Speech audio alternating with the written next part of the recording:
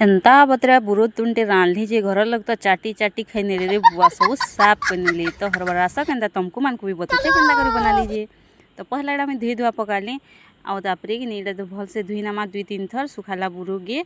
आउ तापरे गरम पानी माने कणा कि सिझे नमा टिके आउ देख टिके जिते बेला सिझी जीवा देख काना पैन भितर थिले पूरा फुल्ला वे दिसुचे लेकिन सुखा निके आनी पकावा बेला पूरा अंदर लटकिला वे दिसबा हेले भी टिके टिके सिझी गला आनी पकामा तारपरे कढ़ई में धनिया पाउडर जीरा पाउडर रेड चिली पाउडर पकई नमा आउ तापरे सेथिरे कि टिकेटा भाजी गले तापरे काण बसन कि गुड़ दे नमा आ गुड़ टिके सिझवार लगे ना पानी पानी बगैर हवा ली जैसे कि पानी टिके मिसई नमा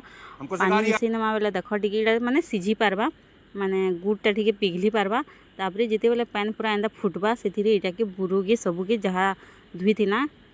के दे नमा टिके टिके फटे फटेकरी आओ तारपरे नून दे नमा